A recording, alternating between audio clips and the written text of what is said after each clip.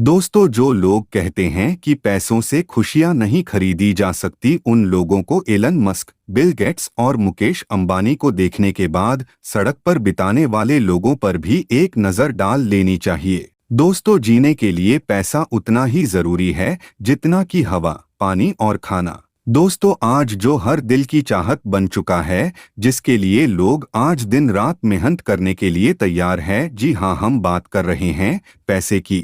इस दुनिया में पैसे की शुरुआत कहाँ से हुई, आखिर कैसे बन गया यह पैसा हमारी जिंदगी का एक हिस्सा? क्या आप भी जानना चाहते हैं? तो चलिए जानते हैं आज के इस वीडियो में। वीडियो बहुत ही रोचक होने वाली है, इसलिए वीडियो के अंत तक हमारे साथ बने रहें। दोस्तों, क्या आपने कभी ये जानने की कोशिश की है कि आखिर इस वक्त पूरी दुनिया में कितना पैसा है?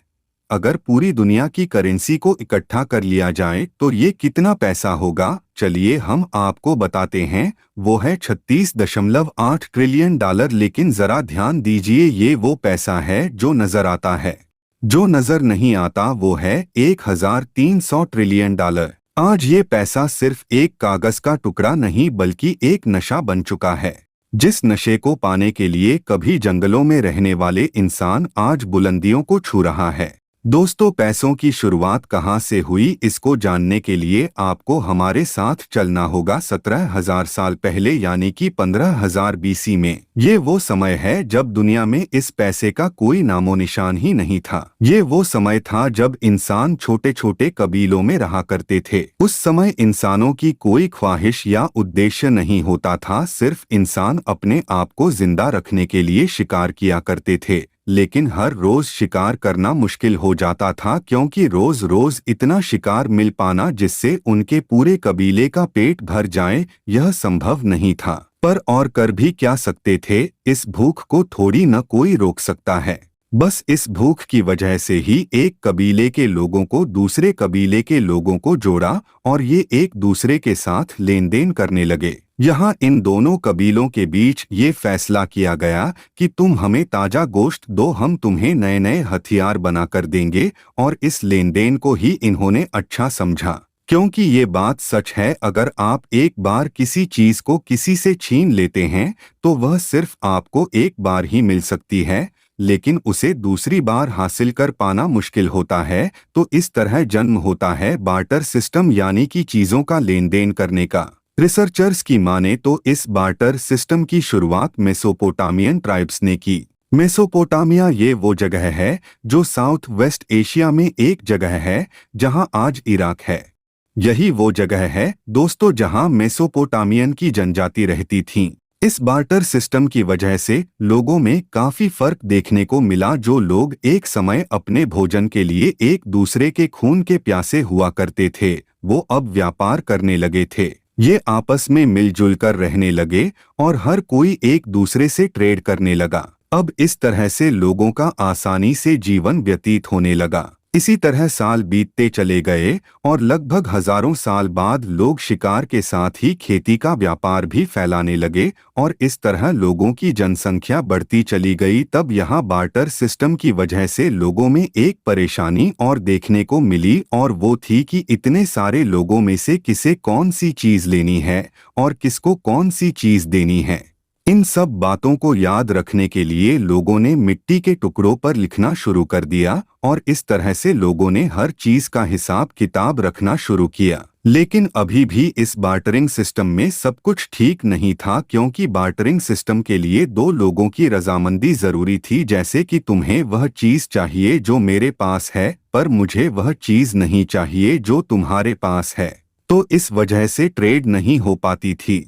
तो अब इस बार्टर सिस्टम की वजह से ट्रेड करना बहुत मुश्किल हो रहा था, क्योंकि अब लोगों को ऐसी चीज चाहिए जो हर किसी को चाहिए हो, यानी कि पैसा। यहाँ शुरुआत होती है पैसे की। लेकिन ये वो पैसा नहीं था जो आज लोगों को चाहिए होता है, बल्कि यह थी कमोडिटी मनी। उस समय लोगों ने उस चीज को पैसा की तरह इस्तेमाल किया जो मूल्यवान थी, जिसे हर कोई इस्तेमाल कर सकता था, जैसे कि कुल्हाड़ी, चाकू, छुरी, तीर, तलवार, पालतू जानवर गाय, भैंस, बकरी, तंबाकू आदि। और यही नहीं, इसमें इंसान भी शामिल थे।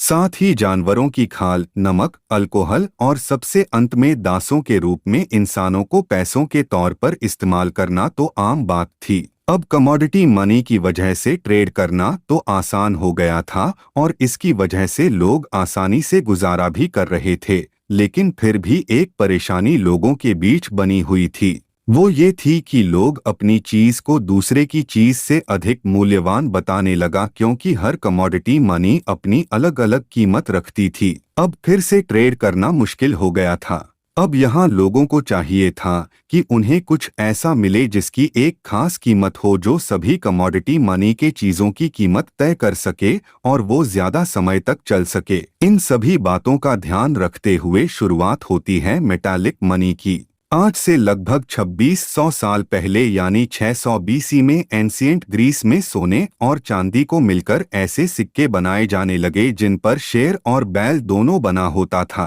दोस्तों, इस सिक्के पर गौर फरमाइए, ये है दुनिया का सबसे पहला सिक्का लिडियन स्टार्टर। जब लोग दिन रात मेहनत करते थे, उसके बाद जाकर उनको इस तरह के 2 सिक्के मिला करते थे, जिससे उनका एक वक्त का पेट भरकर खाना भी नहीं आ पाता था। आपको बता दें कि दुनिया में सबसे पहले सिक्के बनाने की शुरुआत चीन में 1000 बीसी में हुई थी। चीन के लोग उस समय पर पीतल और तांबे के सिक्के बनाया करते थे, लेकिन उन सिक्कों को उस तरह से ख्याति नहीं मिल पाई जो लिडियन स्टार्टर को मिली। यही नहीं, लिडियन स्टार्टर ही वही सिक्के थे जिसकी वजह से दुनिया में मानो सिक्कों की बरसात हो गई, क्योंकि इसके बाद ही हर राजा, हर एक शासक ने अपने नाम के सिक्के बनवाने शुरू किए। इन सिक्कों को दुनिया में हर कहीं इस्तेमाल किया जाने लगा और इसकी वजह से ही ट्रेडिंग में क्रांति देखने को मिली। फिर समय बदलता गया और समय आया 500 बीसी का, जब ओवरसीज ट्रेडिंग ने हाहाकार मचा रखी थी। उस समय बड़े से बड़ा बिजनेस इन सिक्कों से हुआ करता था, लेकिन इन सिक्कों की एक बड़ी परेशानी थी जो इनका वजन था। इनके वजन की वजह से इन्हें ट्रांसपोर्ट करने में काफी समय लगता था, क्योंकि यह समुद्री जहाज में काफी जगह घेर लेते थे।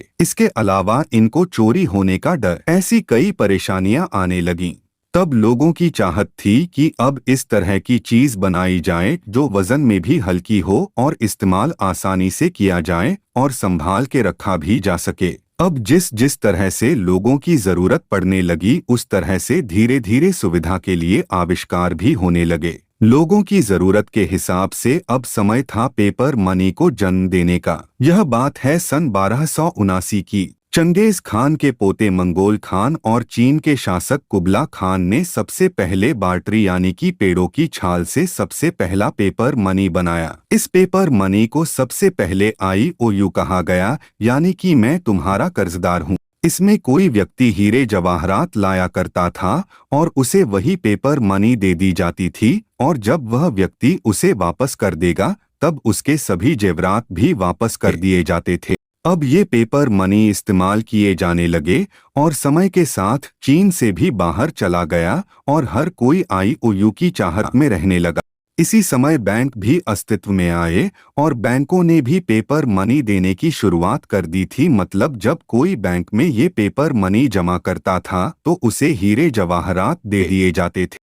अब इन बैंकों ने IOU उधार देना भी शुरू किया, जिसकी वजह से पेपर मनी आसानी से पहुंच जाती, और इतना जितना बैंक में हीरे जवाहरात नहीं थे, जितने शहर भर में पेपर मनी होने लगी, क्योंकि पेपर मनी को जितना चाहे उतना छाप सकते थे। लेकिन फिर महंगाई ने लोगों को परेशान कर दिया। जो सामान पहले 1 IOU में मिलता था वो अब 10 IOU में मिलने लगा। अब बैंकों के पास उतने सिक्के नहीं थे जितने की पेपर मनी। जब लोगों को इस बात की खबर हुई तो लोग अपने सिक्कों को पाने के लिए बैंकों की तरफ दौड़े, लेकिन बैंक्स ने खुद को दिवालिया घोषित कर दिया।